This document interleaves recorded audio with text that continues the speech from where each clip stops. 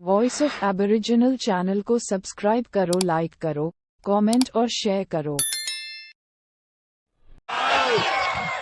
थकान तो महसूस नहीं हो रही है?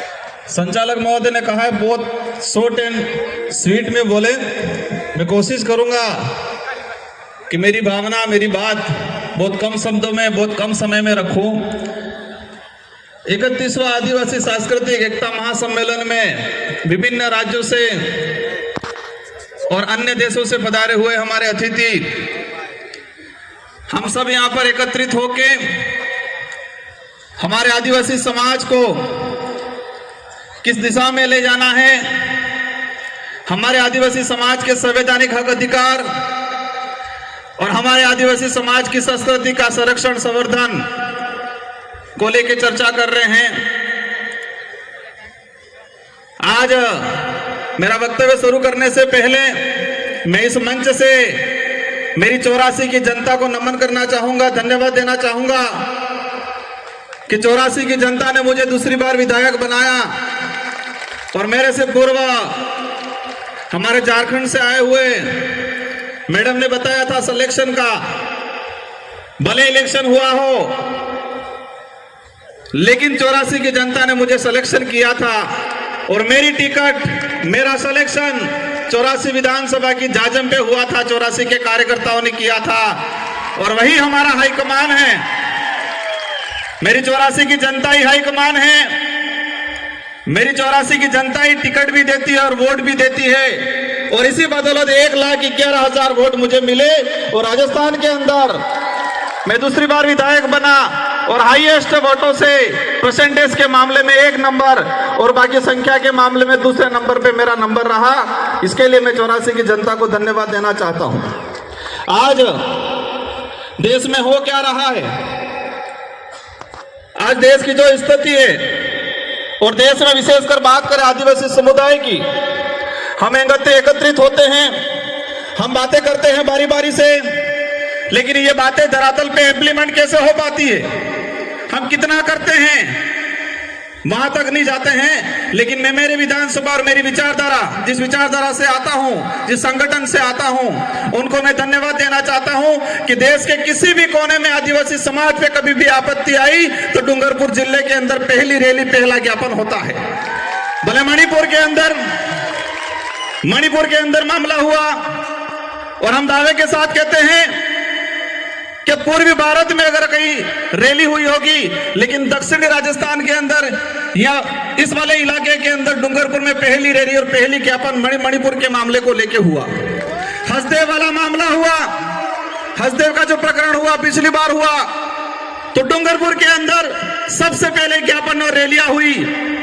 किसी भी प्रकार के कोई भी केवड़िया का मामला हुआ, केवड़िया का जैसा मामला हुआ, हमारे संगठन के लोगों ने डूंगरपुर जिले, उदयपुर संभाग के अंदर और विशेषकर हम हर बार पूरे बिल प्रदेश के एरिया के अंदर सभी जो उपखंड कार्यालय हैं वहां पर ज्ञापन देने का काम करते हैं। वो इसलिए होता है हर बार क्योंकि आदिवासी समाज की, हमारे आदिवासी परिवार की एक विजन बुक है और इस विजन बुक के तहत आदिवासी परिवार की सिलेक्शन प्रणाली और सिलेक्शन प्रणाली से हमारा विधायक और हमारा प्रधान चुना जाता है।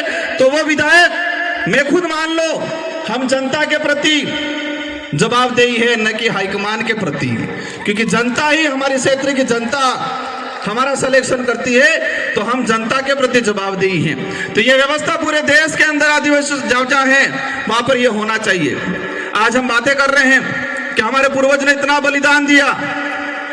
मैं एक बात बोलना चाहूंगा कि हम कुछ कर पाए नहीं कर पाए, लेकिन इतना काम जरूर करना है कि हमारे पूर्वजों ने जो व्यवस्था बनाई है, हमारे पूर्वजों ने जो लड़ झगड़ के लाखों बलिदान देके ये जो संवैधानिक प्रावधान जो हमको दिए हैं, जो शेड्यूल 5 या शेड्यूल 6 का है, और इन प्रावधानों के तहत हमको आदिवासी होने का प्रमाण पत्र मिलता है और वो प्रमाण पत्र मिलता है तब हम एमएलए एमपी बनते हैं। अगर वो प्रमाण पत्र नहीं मिलता तो हम एमएलए एमपी नहीं बनते। तो मैं एक बात कहना चाहूंगा, नया कुछ कर पाओ नहीं कर पाओ, लेकिन हमारे पूर्वजों ने जो हमारे लिए करके गए हैं, जो लाखों बलिदान दिया है, देश के इतिहास के अंदर देखा जाए तो आदिवासी समाज ने सबसे ज्यादा बलिदान दिया है।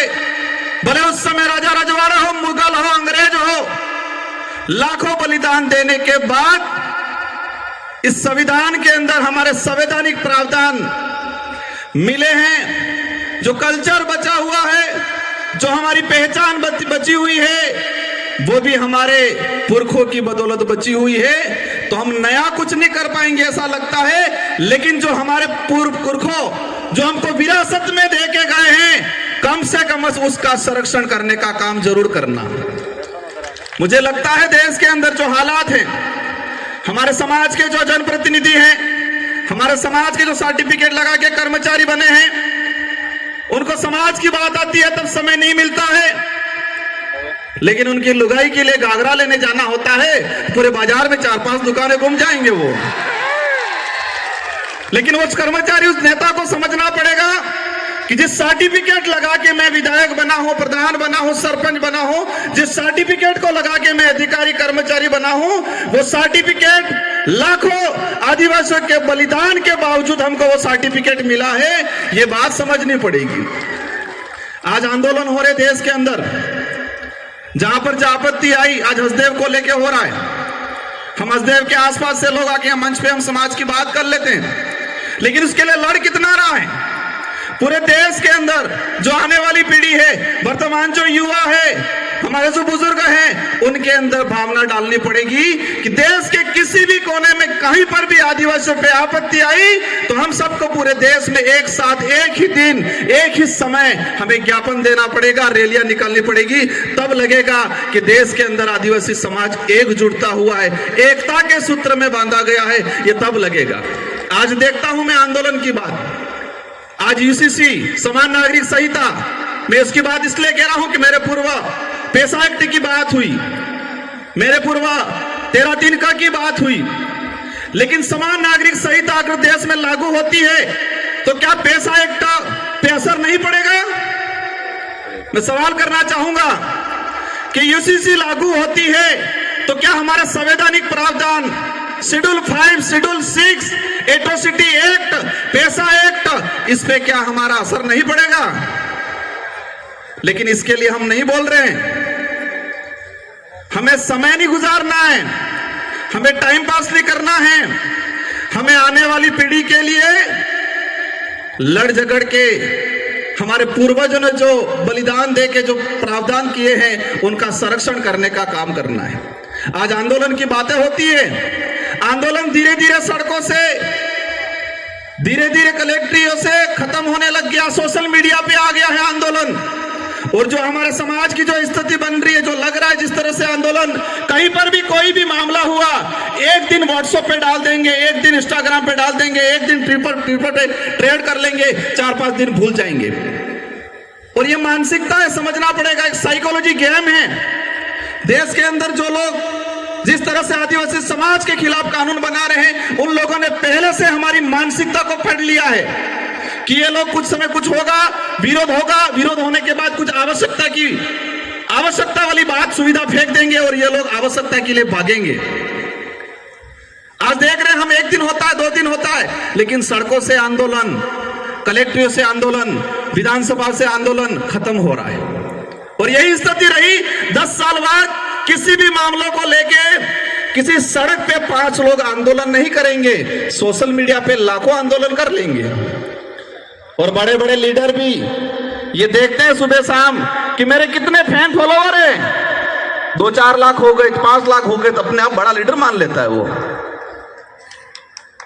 किसमें मानते, समाज सेवी किसमें मानने लग गए हम कि फेसबुक, इंस्टाग्राम, ट्विटर पे हमारे फॉलोअर बढ़ गए तो हम बड़े समाज सेवी हो गए, यही मान रहे हैं आज। और इसी पे आंदोलन हो रहा है। और यही स्थिति रही तो आने वाले 10 साल बाद किसी भी, कितना भी अत्याचार हो जाएगा, लेकिन सड़कों पे 100 लोग इकट्ठे नहीं होंगे। ये आदत में परिवर्तन करना पड़ेगा हम लोगों को। और आज देश के अंदर जो स्थिति बनी हुई है, हमें सबसे पहले यह तय करना है कि हमको सुविधा के लिए लड़ना है या स्वाभिमान या अधिकार के लिए लड़ना है।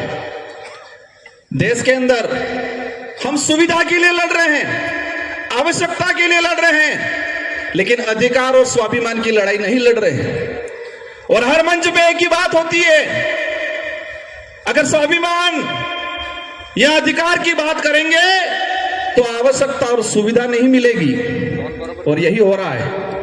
ये माइंड गेम है कि देश के आदिवासियों को आवश्यकता की लड़ाई लड़वाओ, देश के आदिवासियों को उनको जो उपयोग में दैनिक दिनचर्या में आने वाली चीजें या शौचालय या बाथरूम की आवश्यकता की लड़ाई लड़ रहे हम लोग, अधिकार की लड़ाई, स्वाभिमान की लड़ाई नहीं लड़ते। और कई मंचों पे देखा है मैंने, आवश्यकता की बात करो सब स्वीकार करेंगे, लेकिन अधिकार और स्वाभिमान की बात करते हैं तो वहां पर लगता है ये बात नहीं करनी चाहिए। भाइयों, अगर स्वाभिमान और अधिकार की लड़ाई नहीं लड़े तो आने वाले समय में जानवर और हमारे में कोई अंतर नहीं रहेगा, क्योंकि आवश्यकता की लड़ाई जंगल में रहने वाली सियार भी लड़ती है कि मुझे कब खाने का मिल जाए मैं खा लूं, और उसका पेट भर जाता है, वो सो जाती है, और फिर जरूरत पड़ती है, इसको आवश्यकता है, इसको पेट को आवश्यकता पड़ी, वापस शिकार पे निकल जाती है, जब भी मिलता है खा के सो जाती है। तो हमें तय करना है कि स्वाभिमान की लड़ाई लड़नी है, अधिकार की लड़ाई लड़नी है, या फिर आवश्यकताओं की लड़ाई लड़नी है। और देश में मैंने कई इतनी कम उम्र में देखा मैंने कि हम आवश्यकता की लड़ाई पे ज्यादा फोकस कर रहे हैं, स्वाभिमान और अधिकार की लड़ाई पे ज्यादा फोकस नहीं कर रहे हैं।